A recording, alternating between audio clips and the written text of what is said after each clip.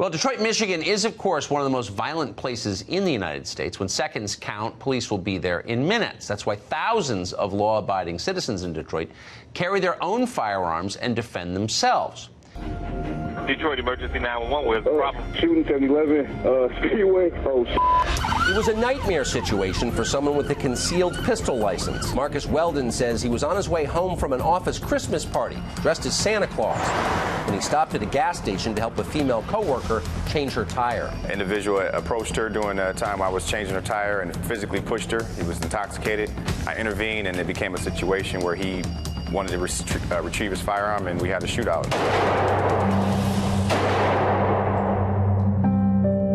I was charged with 7 felonies for defending myself as well as a friend. His church helped him cover more than $50,000 in legal fees. After more than a year in court, a jury cleared Weldon on all charges. He was called the Santa shooter. Thank you for joining us this evening. I'm Doreen Hankins. I'll be your moderator for the evening. We've got Marcus Weldon with us tonight. Funny story. I was just telling Marcus how we had put out the information on the webinar that we're hosting tonight. And in my head, when I put the stuff up there, everyone here in metropolitan Detroit who's in the gun world knows who Marcus is. But then I remembered I'm sending this invitation to people nationwide. So y'all are opening up these emails and seeing this advertisement online and thinking, what do I care about some dude in Detroit that had an incident with a firearm? And so I sent another request out for people to join the webinar so that you would understand the magnitude of what we're dealing with here with Marcus and his story. As instructors, I'm a USCCA certified instructor. I have several instructors on staff here at Detroit Arms. I make it my job to make sure my students understand that becoming a CPL holder is more than just taking a class, meeting the state minimum requirements, going out and getting a gun, and that if something were to happen, you are just going to rise to the occasion. You're going to be the good guy in the situation. You're not going to have any criminal and or civil responsibility for what happened. It's clear cut. You go home at the end of the day and everything's fine. The reality of the situation is you are going to be considered guilty until proven innocent. And that, oddly enough, I've been saying that all along for 15 years. And then Marcus came out with his book that he wrote with regard to what he went through. And he chose the very same words. People don't understand the circumstances that they can find themselves in just for defending their own lives. Marcus is here with us. He had an incident back in 2014. He's a single dad. Well, was at the time. He's now married and another one on the way. But single dad, raising a daughter, wasn't looking for trouble, wasn't doing anything wrong, was in a place he had a legal right to be, and found himself in a really scary situation. I tell my students, you have 3 responsibilities. This is a 3-step program when you go for your Michigan concealed pistol license, and it would apply to anyone who wants to carry a firearm on a day-to-day basis, or even have one in their home for self-protection. 1, you need to take the state required class in order to get your CPL license, in order to have that gun with you all the time. 2, you're going to have anywhere from 30 to 45 days from the time that you take the class, turn in your paperwork to the county, and receive your license from the state. That means you have 30 to 45 days where you should be head down training and learning the things that you don't know. And I push them toward the USCCA for that information rather than telling them, just Google it. A lot of people, our class is 8 hours. They don't want to spend any more time with me. When they're done with the class, they're like, whew, finally done with all of that. You need more training. And I explained to them some of the situations that I personally have been through in life and what has brought me here today. I had an incident myself, sitting at a light, playing with the radio, not paying attention to anything that's going on around me. My brother at the time was in the back seat of the car and he's mumbling, "The dude's got a piece. The dude has a piece." I said, "A piece of what?" And I look over and I have a gun pointed to my head. By some grace of God, the light changed and I was out of there. Now, when I drive, I am not fiddling with the radio, not paying attention to what's going on around me. I am watching my rearview mirror. I'm watching my side mirrors. I'm paying attention to the situation around me. Situationally aware. I was not situationally aware back in the day. I'm very situationally aware these days. I tell my students that you have 45 days typically to get your stuff in order. Make sure that you're situationally aware. Think about what you would do in the event that you had a carjacking incident. Think about what you would do if you had a road rage incident. Think about what you would do if someone were to break into your home and you were to defend yourself using lethal force. Knowing that you may or may not be charged criminally for what you do, you may very well find yourself facing civil charges because somebody is injured in the course of what you did. Think about where that bullet is going to go. You're responsible for every bullet that leaves your home, whether it hits your intended target or not. Think about these things. The USCCA has so many great learning opportunities that people can do at their own leisure in order to get them up and running. People think, oh, I'm just going to take this training, put the gun on my side, and all of a sudden I'm going to rise to the occasion when something happens. And if you haven't practiced, if you haven't thought through steps in your head, you will very likely not rise to the occasion. Which is why I have Marcus regularly at Detroit Arms talking to our classes. I interview him. This is our second interview this year because I want to share his story with everyone so that you realize what he went through, the cost it took on him emotionally, financially, and the things that he wishes he would have done differently had he known what he knows now. He was not a member of the United States Concealed Carry Association or any other program at that time. In 2014, to be fair, they weren't very well known here locally in the metropolitan Detroit area.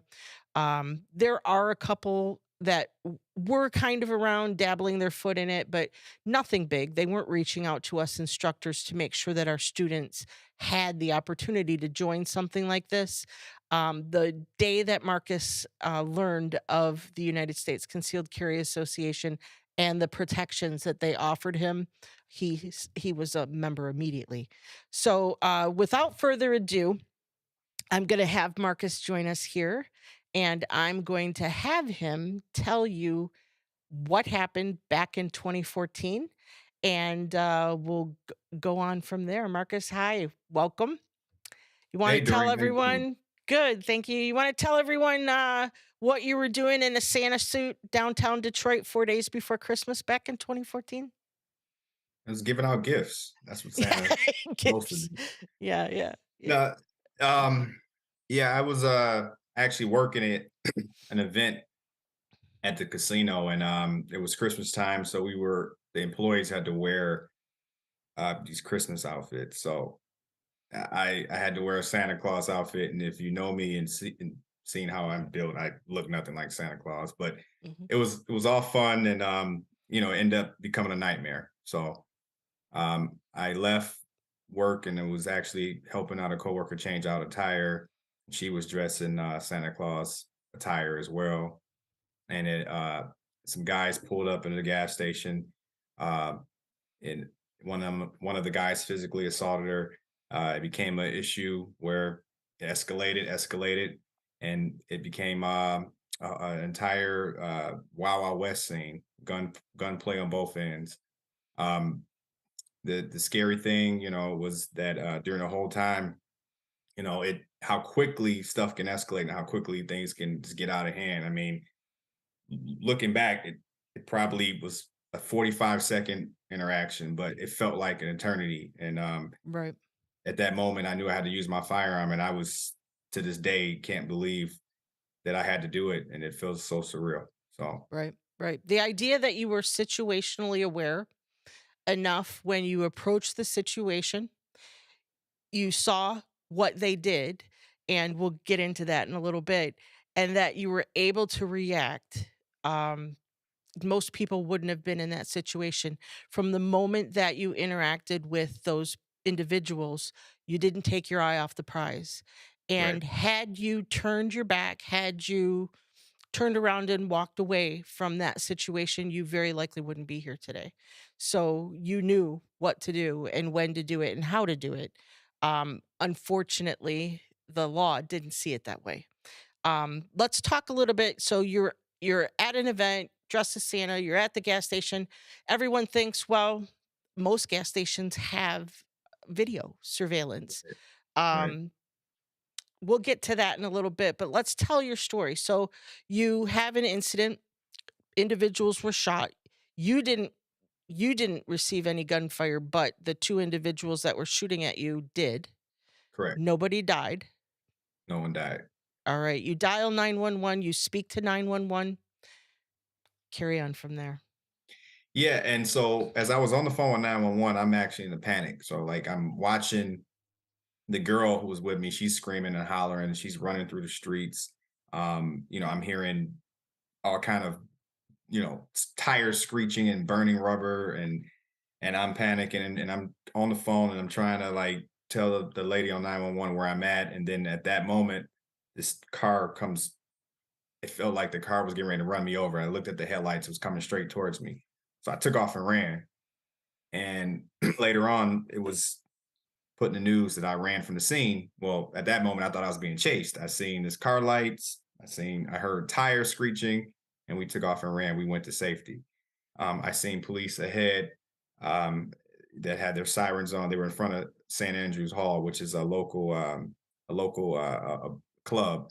And when I got in front, I threw my hands up and was waving to try to get help from the police officers. And then they all looked and said, "Oh, there he is," and they pulled their guns on me. So it was at that moment that the guy who was following me, turns out it wasn't the guys who I just had the altercation with. It was an off-duty police officer.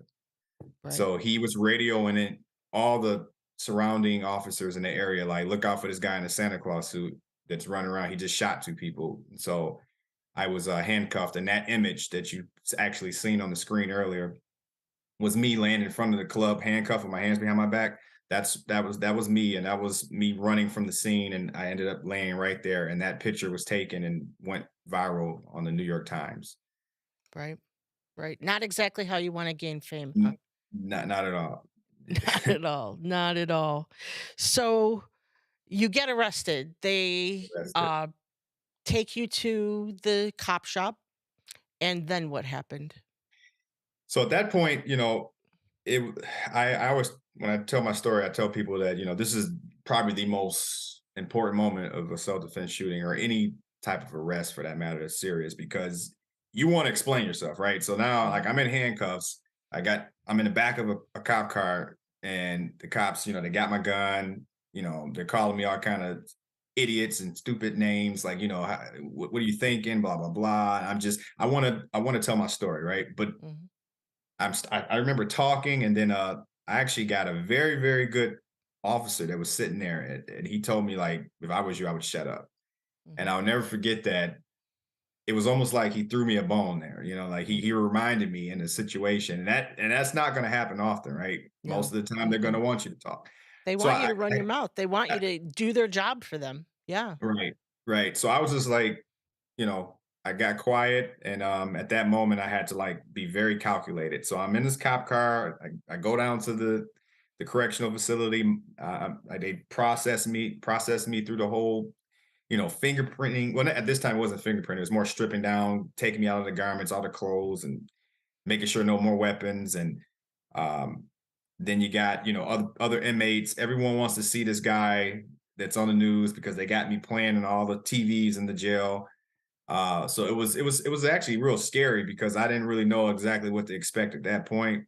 And so I was just like, okay, I also got to be aware of, like, people who this is a guy who's a high profile case, maybe they wanted to make a move and try to get me to speak, or maybe they were going to try to send someone over. As like almost like, I had all these conspiracy theories going in my head, like, okay, someone's going to try to come in here and do something.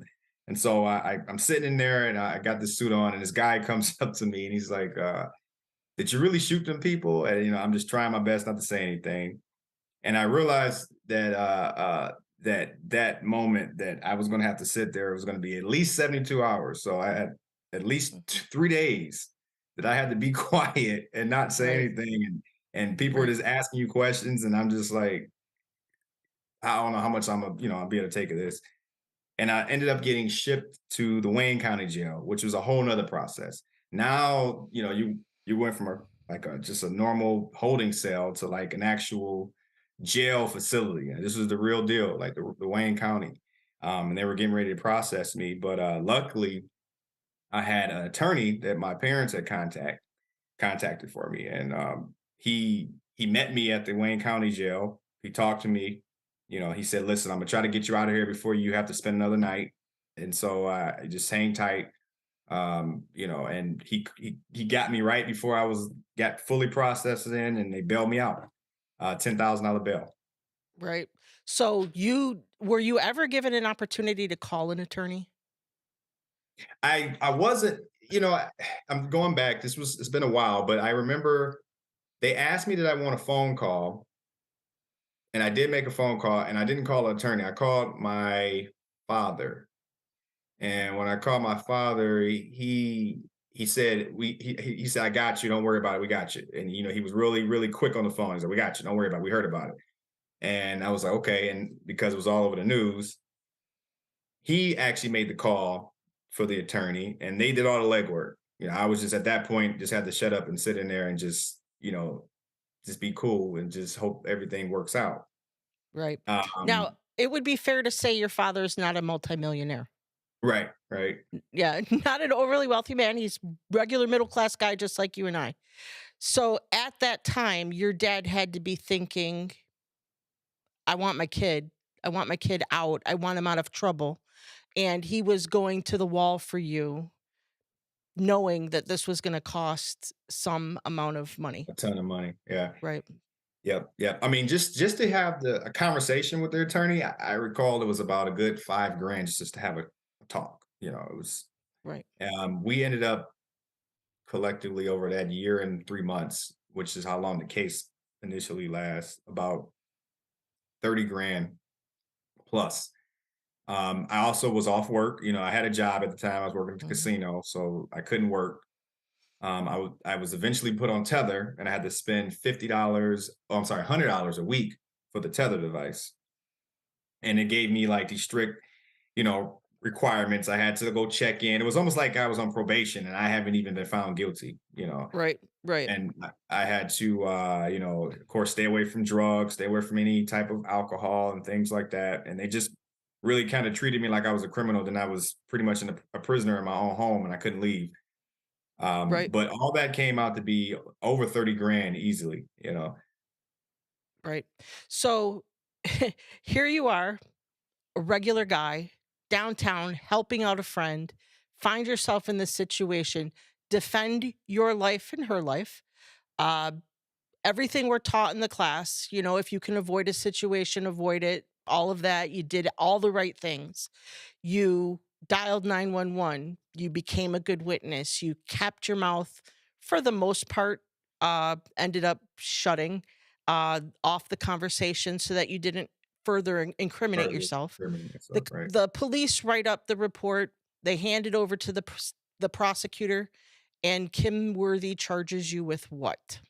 7 felonies. So it turns out I hit 2 people. And at the time, I didn't realize if they were alive or dead. So keep in mind, murder and attempted murder is 2 totally different charges, right? So murder in the state of Michigan, you don't get bond at all. Like if you murder someone, regardless of what the situation was, you got to sit in prison or sit in jail until the case is either resolved or you take a plea or whatever the case may be, then go to prison. With attempted murder, you get a bond. It's a high bond, but you get a bond.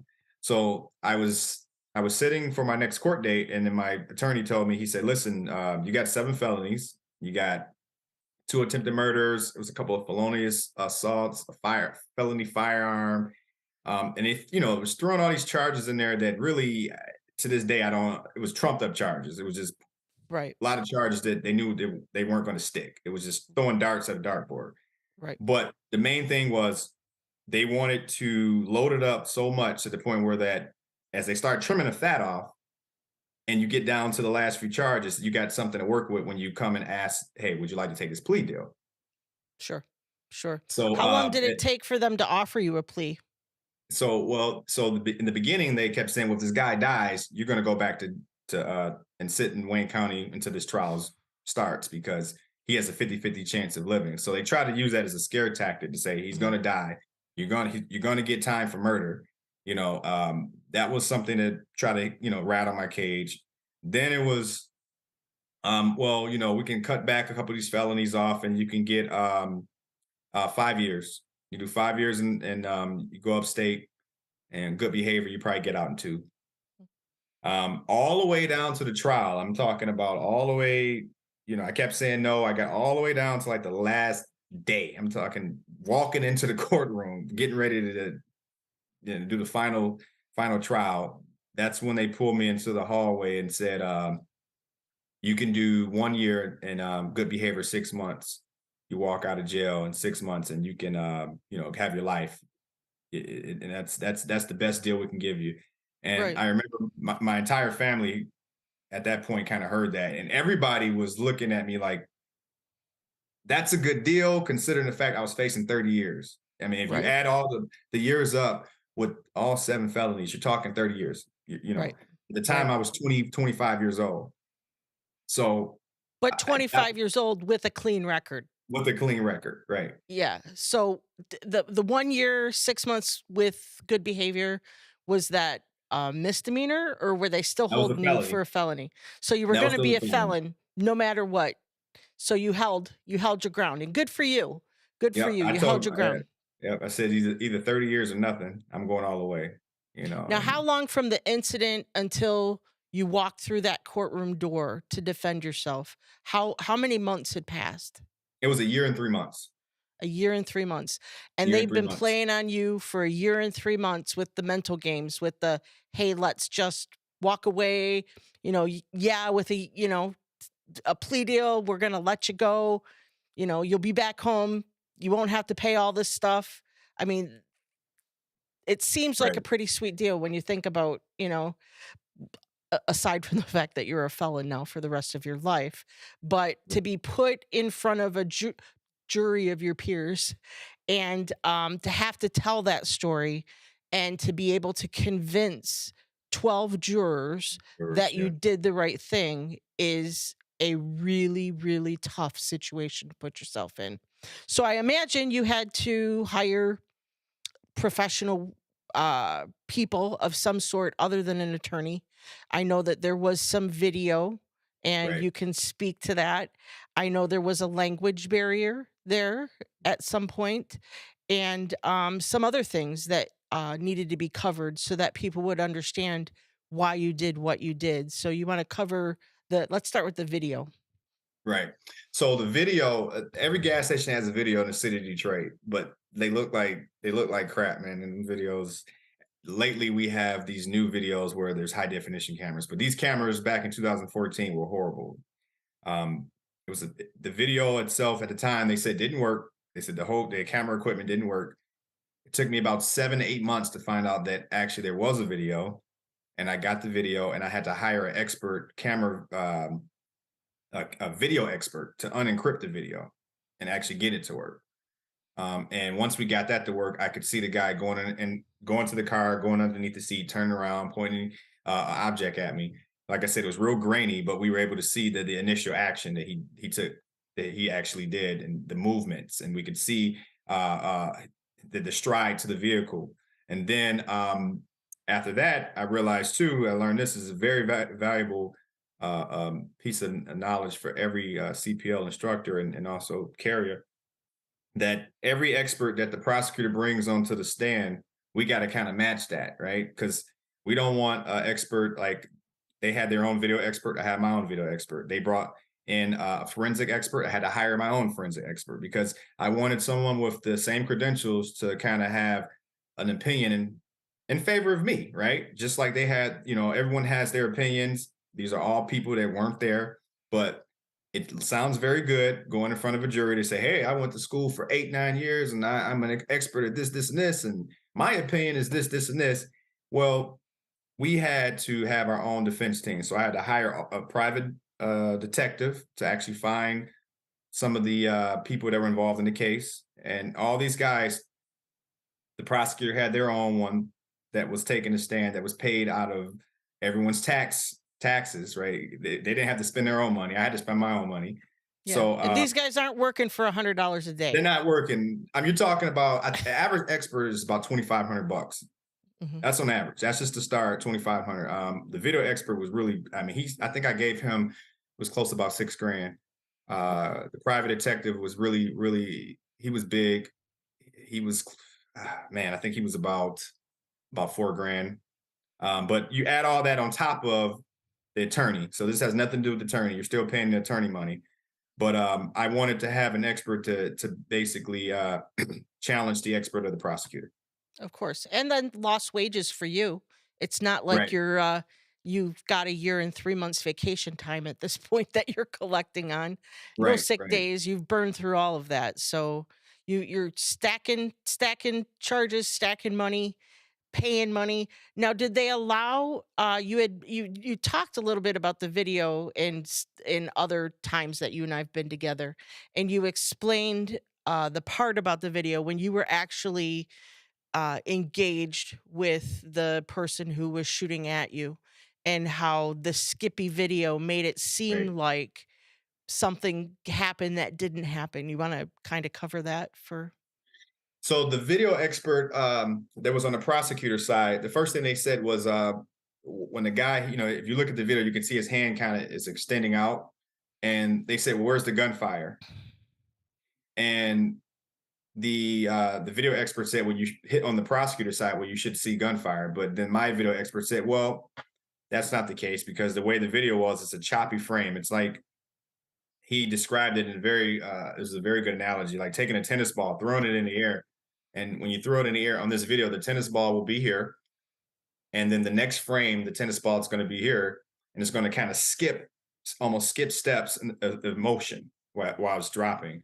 And that's because it was these still frame videos that were very old school and very outdated, that that was kind of, ran simultaneously so you can see this picture, right? So in those frames, the flash of the gunshot was not caught in those frames. And so the expert that I hired on my team had to speak on that. And he did a great job. And the jury, they understood exactly. I mean, he described it, he broke it down.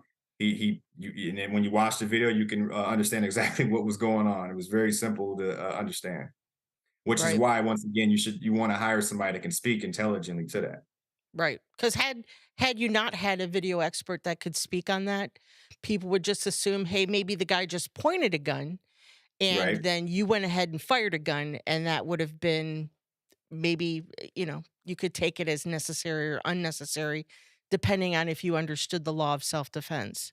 Yeah, and the So, prosecutor actually called it a cell phone too. So they never called it a gun. It was always he's pointing his cell phone. It was a oh, lot of different nice. things that Nice. they were able to try to use, but absolutely. Great. So you go through court, and did the person that you ended up shooting, did they come to court? So one of them did. The main guy, he was hit in the stomach and torso. He ended up fleeing the country and going to Yemen. They weren't from United States.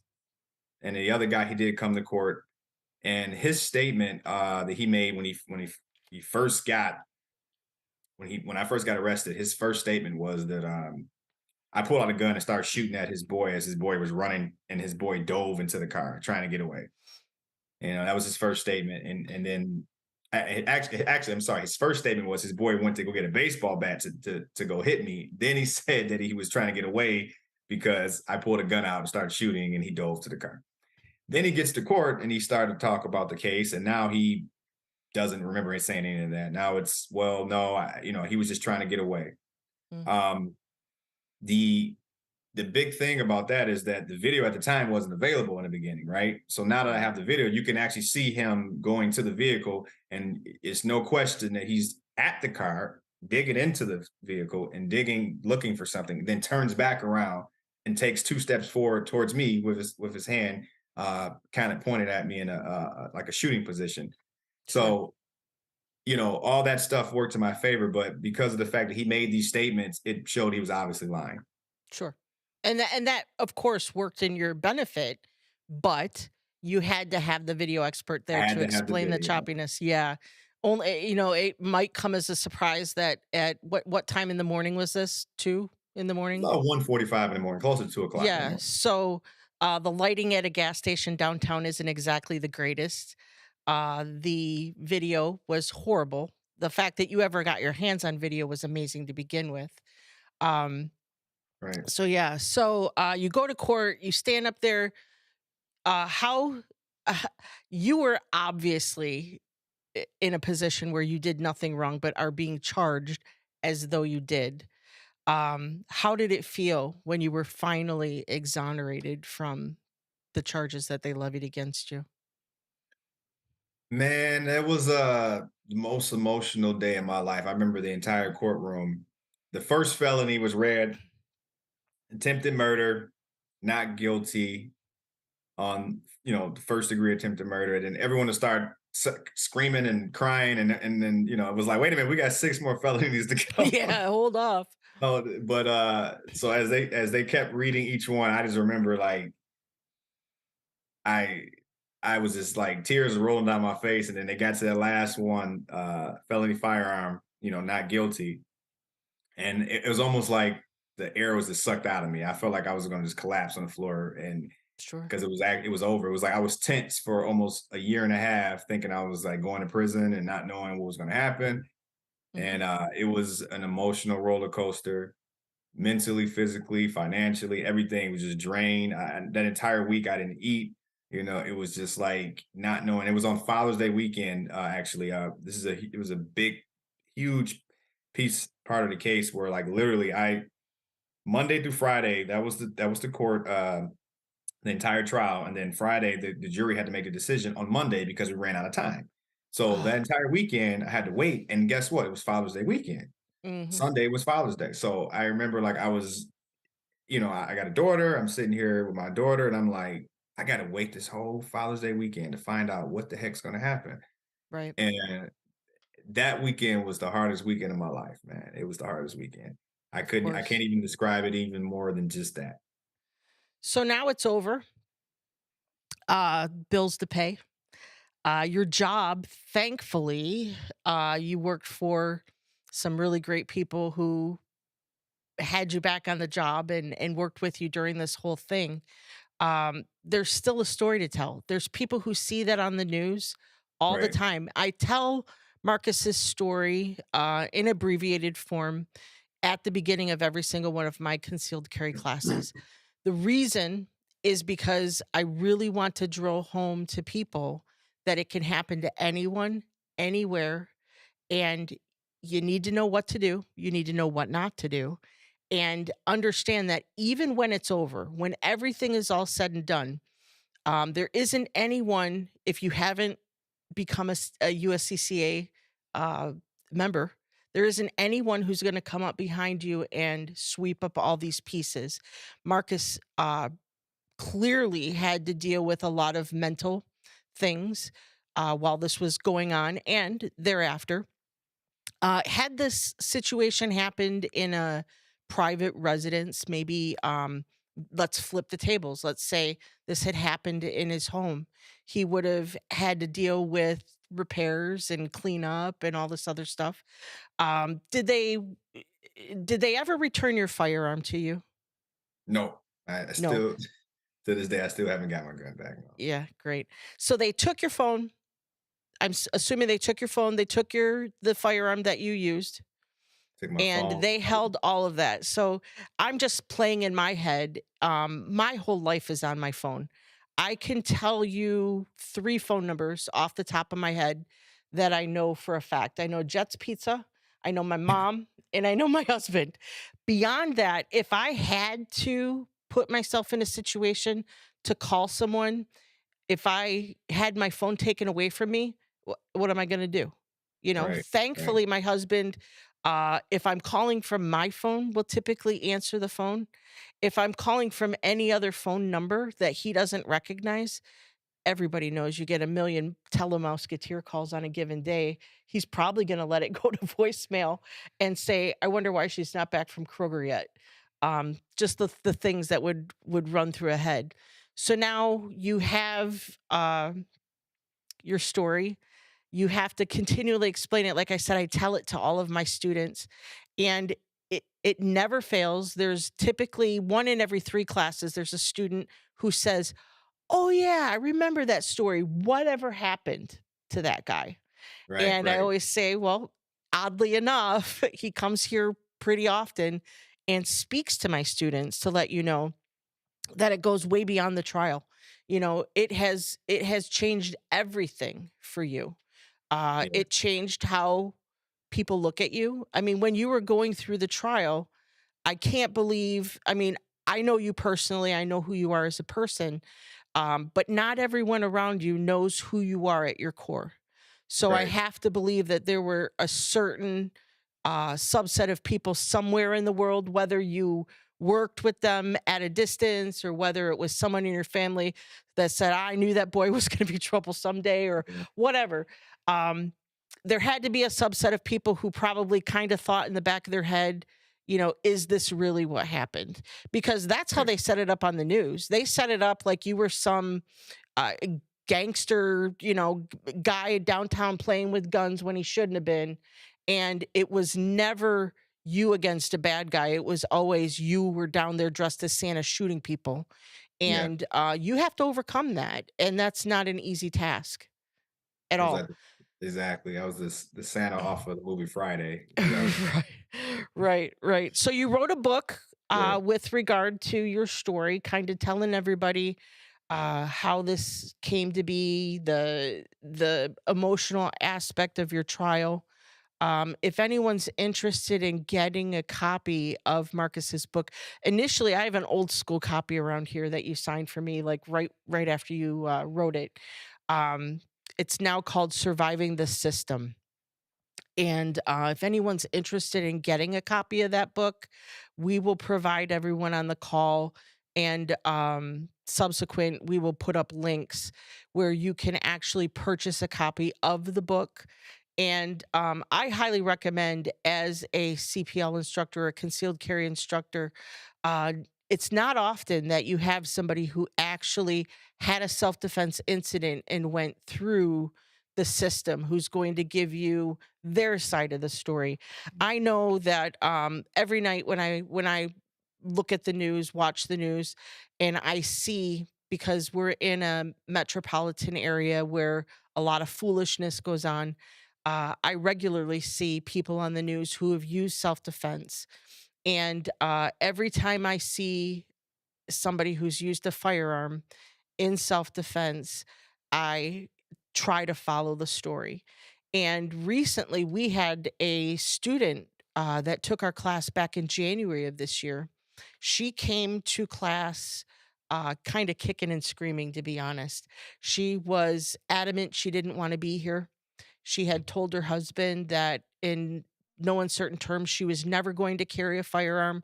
So this was 8 hours wasted. They had to pay a babysitter, all of this stuff, but she just was really not interested in being here. She was a good sport about it. She took the class. Uh, about 30 days goes by, and there's an incident on the news. The incident, turns out there was a man released from a local hospital, was going around breaking into homes. She was home alone. Her husband was at work. She was home alone with their toddler. She's now pregnant at this time. She found out she was pregnant. This guy is beating on her door, yelling, "Let me in." She picks up the phone. She dials 911. She's fearing for her life. She gets a gun. The guy's still beating on the door. Don't worry, help is on the way. The guy is beating on the door. He's coming through. She fires a shot, and he hadn't completely crossed the threshold of the home. She didn't kill him. She hit him in the shoulder. 911 rolls in. They take her. They take her to the police station. She's then found she's going to be charged with attempted murder, just like Marcus. Wow. She's a young kid. She's 24, 25 years old, never been in trouble with the law, a mother of a small toddler, pregnant. So she remembers everything she learned in class. I do not have a problem with law enforcement. I've been called a bootlicker more than once. But I do tell my students that everything you say can and will be used against you in a court of law. I let them know when you dial 911, it's funny because so many people don't know when a 911 call starts recording. A lot of Yeah. people say it immediately. Well, what does immediately mean? Immediately could be from the moment you hit that second one. Immediately could be when they answer the phone and they say 911, what is your emergency? Here in Detroit, in the metropolitan area here, when you dial that second one on a landline, it is already recording. When you hit that phone icon on your cell phone, it is already recording. It's recording in the 4 seconds of silence you hear before you hear it ring. It's recording while it's ringing. It's recording when they say, 911, what is your emergency? I like in Detroit, they say, what's your problem? If you notice, they said, instead of 911, what's your emergency? What's your problem? So let's just say somebody were to break into my home and I shoot them. Anyone who's known me for longer than about 7 minutes knows I have zero filter, none. If I think it, I say it, it just comes flying out of my mouth. I'm as surprised as you are when I say things. My husband's worst nightmare is that I'm going to dial 911. I'm going to put that phone up to my ear and I'm going to have a spontaneous outburst. I'll just be talking to myself, but I'll say something like, oh my gosh, I just killed this guy. Because now what have I said on a recorded line? I've made an Guilty. admission of, a guilty admission. I said that I just killed this guy. So 911, they answer the phone. They say, 911, what is your emergency? I tell them who I am. I tell them where I am. I tell them what I'm wearing. And they tell me, stay on the line until help arrives. They encourage you to stay on the line. Stay on the line until help arrives. And they're going to engage me in conversation to stop me from going into shock. And they might ask me things like, where did he come from? What was he doing? Was there anybody with him? I'm going to be in a mindset where I want to answer those questions because I've done nothing wrong. I Right. know what the law of self-defense is. I know when I can pull my firearm or when I can't. I'm in a place I have a legal right to be. I was not the aggressor in a situation. My life was in fear of great bodily harm, forcible sexual contact, or death. The person that I shot had intent, opportunity, and ability.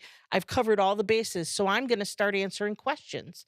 I'm going to say things like, I think, it seemed like, I'm pretty sure, because you can attest. And I even see it when people come in off the range. They're shaking. They're Right. shaking and they're Right. sweating. And I'm saying, yeah, that's your adrenaline. That's that adrenaline dump that you get. And you can't form a clear thought. I can't tell you how many times I have to say to someone that I need their driver's license because I want to make sure I'm putting their legal name on their certificate of completion. And Right. they get embarrassed. And I'm like, well, that's why we don't want you answering questions. You need to hang up and you need to make a second phone call. When you dial 911, you report your incident, you hang up, you make a second phone call. Because when the police arrive, we are going to ask that you tell them, I'm willing to cooperate with any investigation that you have, but I don't want to make a statement until my attorney arrives. You want your attorney to be able to walk you through all of that. So whether you're calling your attorney, whether you're calling the hotline at the USCCA to get an attorney up under you. So when I see these things happen on the news, and then I see them interviewing, excuse me, neighbors or spouses or whatever, and then you see them parroting a bunch of information. I want everyone in my circle to be quiet. I'm not going to Facebook about it, tweet about it, any of it. I need everyone in my circle to be quiet, and I'll answer questions when my attorney arrives. So this girl shot this individual was taken to the police station. The prosecutor got the police report, said the guy hadn't crossed the threshold. You know, she shot too early. We're going to charge her with all these charges. Meanwhile, Jim Mikowski, who is a USCCA, he's not a USCCA attorney, but he is one of the attorneys that the USCCA would recommend if you didn't have your own attorney for them to hire. He gets the phone call. He makes the hour and 20-minute jaunt up to Port Huron where this happened and meets up with the prosecutor and says, fine, you know, she's a USCCA member. She has the full power of the United States Concealed Carry Association behind her. She was in fear of great bodily harm, forcible sexual contact, or death. This man was coming through the threshold. Let's take it to court. Let's take it to court and see what a jury of 12 is going to say about what just happened here. Yes, maybe she did pull the trigger a little soon, but it was her and a toddler in the evening, alone, afraid for her life. So the prosecutor starts thinking, and they're thinking, well, she has the USCCA coverage. She has a good attorney. This guy's got a reputation, bar none, of being able to handle a situation like this. And finally, they said, you know what, you're right. A jury is going to be sympathetic towards a young mother with a toddler who's just defending her life. And they ended up dropping all of the charges. It was a huge win for her.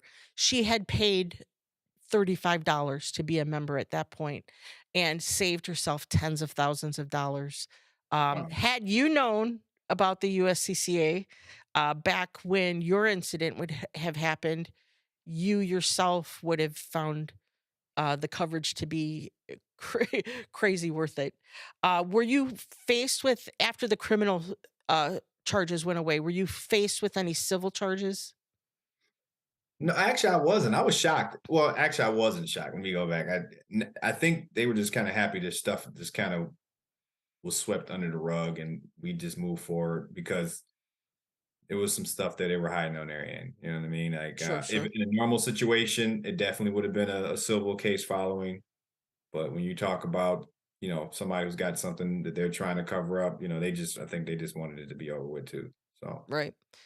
So knowing that now you've spent, you know, between attorneys and private witnesses and lost wages and everything, you're looking at about 50 grand if we're being yeah. fair, probably more than that.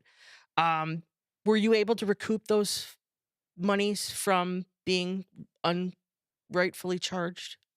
I wasn't able. I didn't get any type of lawsuit. They were immune to all that. I mean, you know, you can't sue the prosecutor, you know, here in Michigan.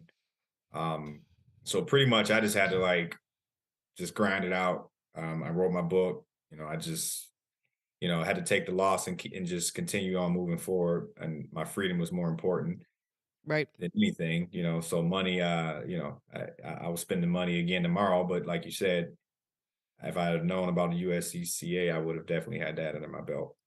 Would you do anything different other than maybe wearing a Santa suit and shooting someone? Is there anything you would have done differently?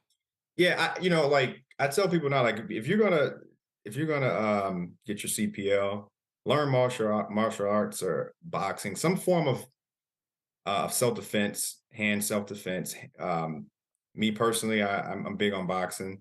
Now, I think that you want to be able to have options, right? You want to be able to be confident knowing, like, okay, like if I get into it in the street with somebody, I can like control the situation and stop it from elevating. Now, sometimes it's going to elevate, right? Mm. But then you know, okay, I also know, boom, I have my firearm. I can go to that route too, and still, you know, in that the sense of calmness that comes with martial arts is amazing too. Like being under pressure, constantly training, that's great. And then going in the range, continuously shooting, training, that helps. You want to have like that fingertip feel and being able to knowing what to do in a blink of an eye because that adrenaline dump, you're going to be having these racing thoughts and not knowing what to do next, you know. But if it's repetitive, if you're training, you'll know exactly what to do. And I was young, I didn't really train like I should have. I was at 25, you know, I was just like what every other 25-year-old would do. Just I had a gun I was carrying, but wasn't really thinking I ever had to use it, Mhm. you know. So that's something I definitely would do different. And then two, I'm not carrying my most expensive gun anymore. Like that's that. You're not getting that gun back, man. Like Right. leave the HKs at home. Like your most expensive gun. That's like leave that at home for self-defense. Right. Don't. I'm not saying going out and grab something super super cheap that is gonna jam on you, but Mhm. I really like I miss my Springfield. I want it back. Right. I need Right. that check. I need that check. I need them to cut that check for that I hear Springfield. you. Yeah, when I'm behind the counter at the gun shop, I always see the people coming in and they're looking for a concealed carry firearm. And they want the Kimber Ultra Carry, they want Right. the Springfield, they want, their 1911s, and they're looking at $800 to $1,200 guns. And it's like, you realize if you use this firearm in a self-defense situation, it's not likely that it's going to get returned to you. It's going to be put into the evidence room. And depending on where the situation happens, if you get that gun back, you're going to be pretty lucky. If the gun that you're looking to carry is truly a self defense gun, you want a reliable gun. Reliable And gun. let's maybe take you down to this other showcase where we have things like Smith and Wesson M&P Shields that you're going to get into for about $400. It's Right. Right. reliable. It will work. It's easy to conceal, and go that route. There's no reason why you can't have your Safe Queens and you can't have your shiny little 1911s. I know. I used to carry a pair of Warthog, a Slim Hog 45 1911 style. But then it was like, well, if I ever do use this is my favorite gun in the whole wide world. What am I gonna do? And so I switched my carry gun out so that I wasn't carrying my beautiful little princess gun and I was carrying a more reasonable gun.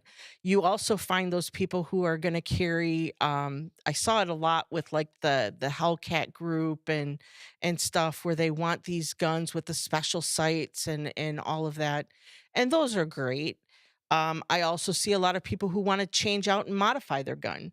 Right. And I always caution them, hey, you have no idea what they're going to make you jump through hoop wise. If you show up in court and now all of a sudden in your gun, I'm sure they scrutinized what ammo you were carrying. They were scrutinizing what kind of gun you Yeah. had. They were scrutinizing, how was he carrying it? How was he doing? Everything is under scrutiny. It's funny, haha, when you're carrying Hornady zombie ammo, but then when that gets brought up in court, now people are thinking, what was this guy thinking? Why would he be carrying, Exactly. zombie It's making ammo? psychological. Yeah. Exactly. You put that little Punisher back Hello. plate on your Glock, and well, why would he have that? Or, smile for the camera on the front of your gun or whatever. People are going to look at these things. Keep your carry gun basic, keep your ammo factory and basic. Mhm. Hornady Red Dot is totally different than the zombie. Compartmentally, it is the exact same ammo. It's how it's packaged, but keep an eye on all of these things that you're thinking about. I'm confident they looked at you and how long you had your CPL license, what kind of training you had done. I Right. encourage my students to keep up. It's like I could do cartwheels when I was 8, 10, 12 years old. Right. Have me do a cartwheel now, you better call 911 because I'm going to have 2 broken arms, a busted head, and it's just not happening. So think about this kind of stuff. It's not something that's just going to come to you automagically.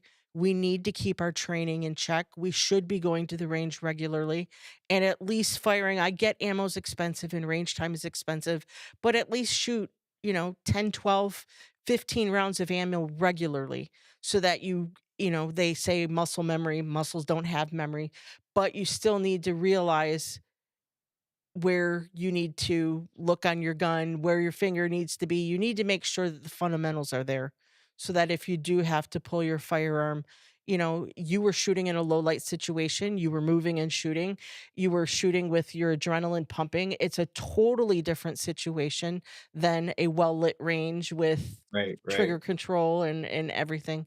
So Cold you need to kind outside of too. think, That's yeah, weather conditions. it was cold outside. People don't think about these things, and you should think about how all of this could stack up. So other than not doing a Santa suit, having some type of financial stuff, is there anything else you feel like our instructors should put out there for their students to just kind of give them some forethought of what they should be thinking about? Well, I did want to share a point too about the 911 tape that you were to go back a bit. A lot of people don't know this about my case, but the clerk who worked at the gas station called 911 and told the entire story to the dispatcher. I actually have the tape, and it never made it to court. It never Really? made it to court. And I talk about it in my book. And the reason why is the clerk disappeared, and he was not there to be cross-examined on his statement that he initially. Not only did he say what he said on 911, he also made a written statement to the police. So now he's Right. not there to be cross-examined on either of these statements. So the prosecutor was able to use his absence, to not use his statements. Right. So now it's no Um, more than hearsay. Now Yeah. there's no more hearsay. Now on your end as a shooter, right, or the person who's defending yourself, and you're calling on 911, they're going to use everything against you. So it's like you see, Absolutely. it's not a fair battle. It's not a fair battle.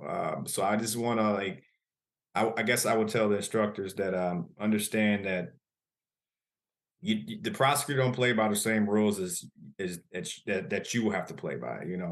And it's not the same game. They know the loopholes, they know how to get out of different things. But now that hearsay, I was able to, I did the ultimate, uh, it was like a slam dunk, where I basically said, okay, he said that this is hearsay, but who interviewed the actual clerk? The police officer who was there on the scene. Right.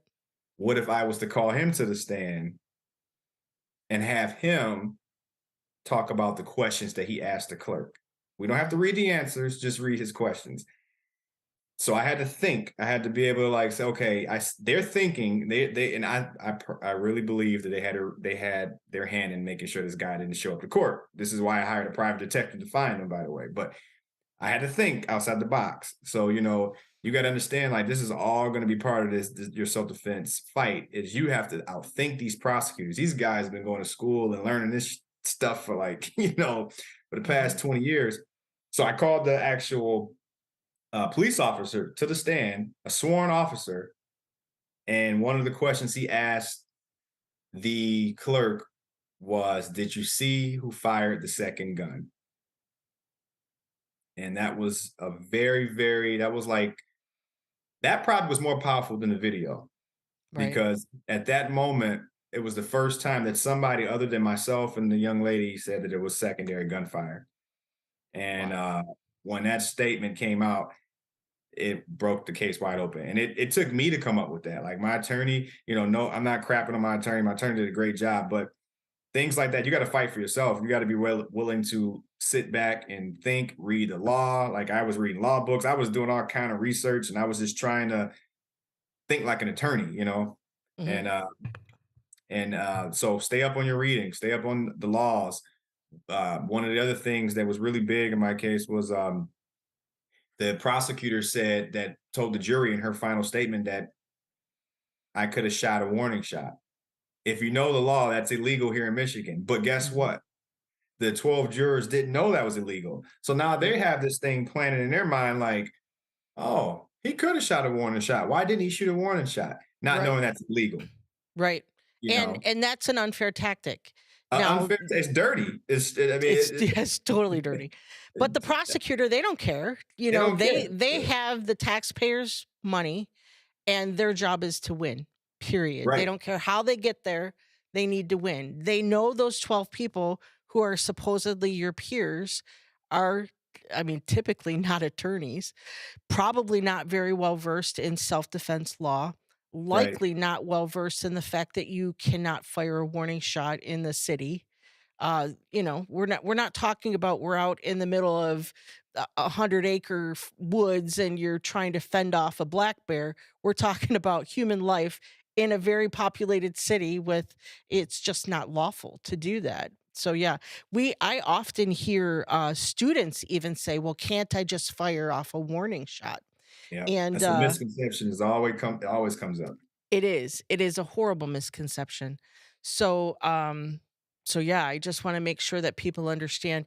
Now, the attorney that you hired, and like I said, Dave's a great guy, but had you had an attorney who was well versed in firearms law, Hmm. in known to the Right. prosecutor, if you maybe showed up with John Freeman or Terry Johnson or Right. a Right. locally known attorney here, Jim Mikowski, if that Right. was who showed up at the police station to answer questions with you, I would have to argue that if they knew who your attorney was and knew that you had the power of the United States Concealed Carry Association behind you, they may have thought twice about actually leveling all those charges against you and putting their case at risk.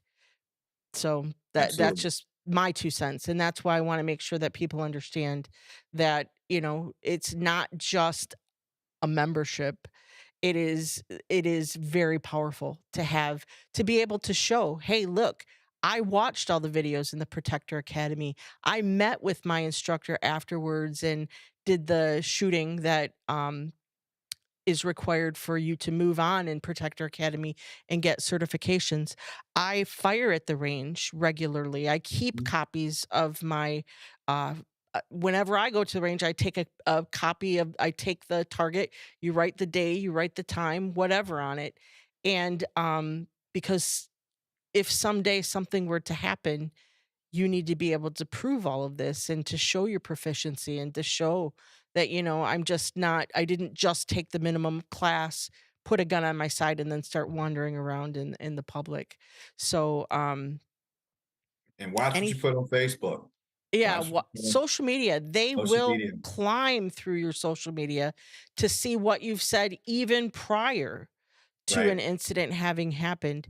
If you're out there making statements, that would be considered threatening or statements that would, oh, I dare them to come at me because I've got, Smith and Wesson on my side.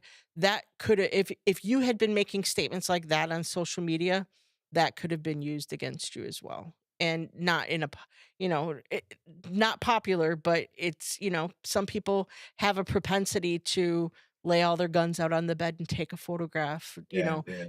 make Yeah. That would statements, be and giant it's range and just stuff. Yeah. not a great idea. If you don't provide your students with the 6 things you don't know by the USCCA, um, it's just a start at what you don't know. It could happen to you in a self-defense situation. Marcus, was there anything else you wanted to cover to let people know? You've come a long way since this incident. I tell everyone how proud I'm like a proud mom with you because you've come a long way. You've taken the opportunity to educate people about, what can happen. You don't want to scare people, but they need to understand how it can all be. And you've gone from your HVAC career to now you are helping at-risk youth in the city decide to go down a career path that they may not have considered in the past. I know in the suburbs anyway, when we go to school, they all tell you, oh, you need to go to college, you need to get that 4-year degree and maybe go on further than that. You need to rack up 200 grand in student loans, and that's how you're going to become successful. In the city, that's a little different. In the city, Right. you may or may not get yourself through school for a variety of reasons. It could be that your family needs you to go to work. It could be that you're in a single parent household and just don't have the support. You fail out or you just Right. quit because that's what everybody around you did. And I applaud you for your work with the youth in the city, because you are putting people into jobs, helping put people Skilled into trade jobs, jobs. the field jobs, and they don't know that, rather than working at McDonald's for the rest of your life, you can be a plumber, you can be a HVAC, you can have a trade job, and the money is gonna be there for you, and you're not gonna have those bills. You're not gonna have that, and you've turned a lot of lives around with your personal story, and then helping people get into a trade. It makes me happy to know that there's girl plumbers out there. So me, Oh yeah, it's yeah, yeah. yeah, There's a lot of it's them. yeah. And I visit the prison down here in Michigan a few times, and I talked to a couple of inmates. They had a program actually in the prisons where they're like teaching the inmates skilled trades, and when they work their way out of the prison and go and integrate into society, they already have a skill. They can get back into motion and just have a life. And it's skilled trades is a skill that you will always be able to make money. And actually, the shirt I'm wearing here is Beyond. One of our sponsors for the nonprofit Redeem Detroit, which is the nonprofit that I'm working out of, Train Technology. They're one of the biggest HVAC companies in the country. They've been a huge sponsor for us and helping us send these kids to through the skilled trade program, getting them certified, getting them jobs, and also being one of our biggest employers for these kids. That's fantastic. And so it helped. It's also a great opportunity for people, like I said, coming home from prison. So when I say surviving the system, which is what my book is called, you're fighting a whole system. It happens when you walk right out that door. You're still fighting it because now you have that felony on your record, Mhm. right? If I took the plea, Mhm. the system would have been walking with me for the rest of my life, Right. right? And Right. I'm already gonna the stereotypical black male with a felony, right? The system that hasn't been friendly to black males in general overall, and now you have the felony on your record. Right. Where are you going to find a job? How are you going to be able to provide for yourself? And one thing about skilled trades is that you can start your own company. Mhm. You can work, and do things and take support of your family without having work for a corporation. So that's kind of my stance my thought process when I really got into this type of industry. Right. Well, thank you for sharing your story with us. I'm sure that we have plenty of instructors in the guest area there waiting to question you on what happened, how you dealt with it. It takes a strong man to stand up against the system and not let the system beat you down, because that was clearly what they were trying to do. They were trying to make an example of you. They were charging you with things that you weren't guilty of, Right. trying to beat you down mentally, financially, physically. You overcame, and you never let them get you down. And I'm happy that it turned out the way it did. So thank you everyone for joining us. Marcus is going to be backstage with us when we wrap up the recording here. If you have any questions for him, please ask away. He's an open book. And if there's anything you want clarified, his book will be available for purchase. We will send everyone the link for that. Marcus, thank you for joining us. Thank you so much. And thank you, everyone, for joining us. We know you probably had other things that you could have been doing, but you chose to spend time with us. I hope you found your time with us to be of value. And we appreciate you coming, and join us in the other room where Marcus will answer some questions. Thank you so much. Thanks, Lorraine. Appreciate you. You're Thank you. welcome. Thank you.